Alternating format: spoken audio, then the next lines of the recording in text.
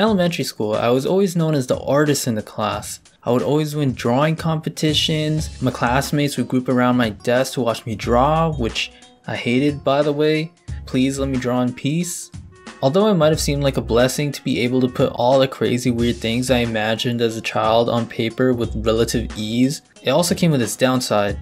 I never tried to draw anything I wasn't comfortable drawing. If I didn't know how to draw a Stegosaurus, for example, I just stick with drawing T-Rexes all day. Because of this mindset, I never practiced anything I wasn't good at. I never took the time to study certain fundamentals, and ultimately, I never improved. In high school, it all caught up to me. Other students who studied their asses off were a lot more skilled, their art way more refined than mine. My T-Rex was no match for the other dinosaurs. This year, I'm gonna try to do something about that. I'm going to challenge myself to learn certain art/animation fundamentals within a week and see how far I can go with that.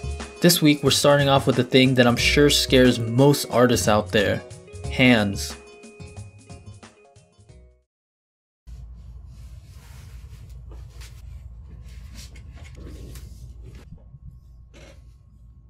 Hi. Yep, that's right. I pressed record and I walked off frame and came back in. This week I challenged myself to learn how to draw and animate hands. Why learn hands? Well, I randomly came across balisong/butterfly knife videos on YouTube and I decided, yo, that looks pretty cool, I want to animate it. But the problem was, I don't know how to animate hands that well, and I don't know shit about balisongs. So this week, we're learning how to draw hands, and I also bought a balisong trainer. It's a trainer, it's not sharp, because the sharp versions or the actual fucking versions are illegal in Canada. So yeah, I got a trainer. So I could learn, analyze, and animate everything accurately. Alright, so this is what we started with on day 1. My history with hands has been kind of rough. I'm pretty sure most artists deal with the same problems I did. Hands are fucking weird, dude. Most of the time I avoided drawing them by having them off frame or behind someone's back, or ended up doing some weird mitten looking thing. But we here to fix all of that. I had general knowledge starting off. As you can see, it don't look that bad. The proportions look right, but it's flat as fuck and boring. So how do we make it not boring? Let's put in some weird angle. Here are where the problems start showing up. I don't know how to draw hands in weird angles. Look, I tried to do like a CINTIQ cracking pose and I ended up with this awkward looking ass thing. So I started studying, watched a bunch of tutorials. I came back, pulled out some random references I got from a friend and started working with it. First I started tracing and like trying to get the general idea with what I was working with. But eventually I noticed this way of studying was completely useless, as I was simply just drawing a whole glove over a hand and not really taking in what I'm drawing. So the first attempt without a reference, it ended up looking like this. It looked kind of ugly. So day 2 I tried something different. Instead of drawing over the reference, I'm gonna instead like study the reference, just look at it and then turn it off completely and try to draw it from memory. I turned the reference back on to see where I can improve. So I did this with multiple hands and eventually I started seeing some significant improvements from day 1. So the palm is more or less a pentagon shape where the index finger and middle finger rest on more of a flat plane and the ring and pinky finger are more on an angle. All fingers have a slight bend or curve towards the middle point. It's not all straight or else it'll look very mechanical. The thumb I usually don't have a problem with. It's basically a triangle that protrudes out of the side with 2 sticks instead of 3 like the other fingers. Speaking of fingers, the length of the middle finger is about the same length as the palm. The first knuckle will be at the halfway point, the second will be the quarter, and the nail would be an eighth. So essentially half the hand, half the finger, half the knuckle, half the second knuckle, right? Yeah. The index and ring finger are both around a nail shorter than the middle finger, and the pinky is a whole knuckle shorter than the ring and index. All the other proportions apply as well. At the end of the day, I ended up with these bad boys, and I don't know about you guys, but they're pretty fucking good.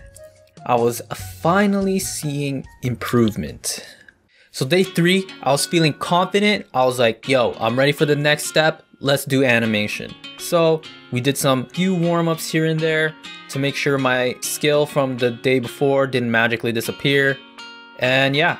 Oh, a tip I want to give out that I figured out was that as soon as you know the structure of the hand, don't rely too heavily on it. Instead, like, focus on the gesture and have like a flowy like motion, you know, because we're here for expressive, beautiful hands.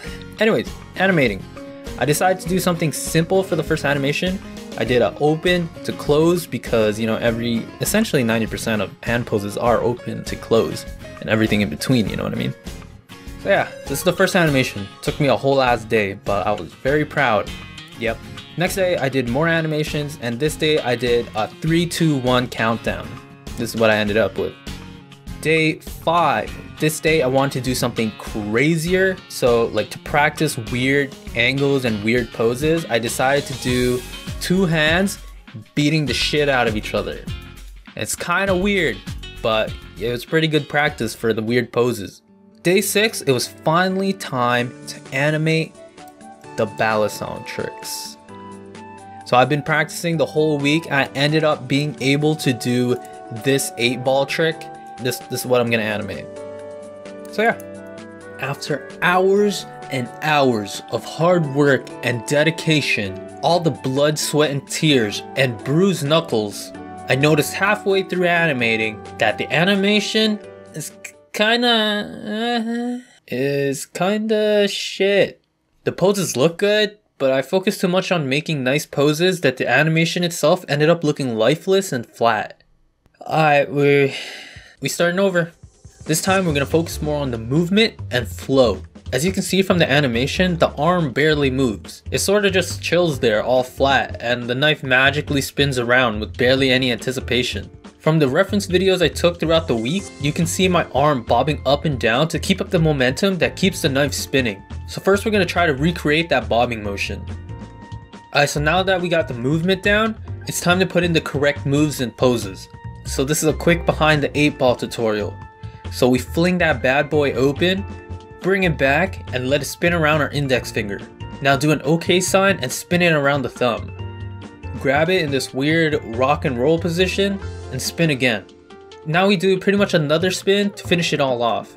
Boom, it's done. Got the rough poses down, all that's left is to clean everything up and the animation is finished. Ta-da! This is the end product of a week's worth of studying, and I think it was worth it. Like, imagine, for years I avoided drawing hands because I wasn't very confident, but it only took a whole week to build this skill up, and now look, they're beautiful, at least in my eyes. Maybe they're fucking ugly, to be honest, I don't know. But, you know, there's always room for improvement. Yeah, so that's this week's challenge. Tune in next time, maybe. I don't know, if you guys like this type of shit, I'll continue. But yeah, see ya. Bye. Oh, by the way, I'm gonna start streaming soon. Just thought you guys should know. Alright, bye.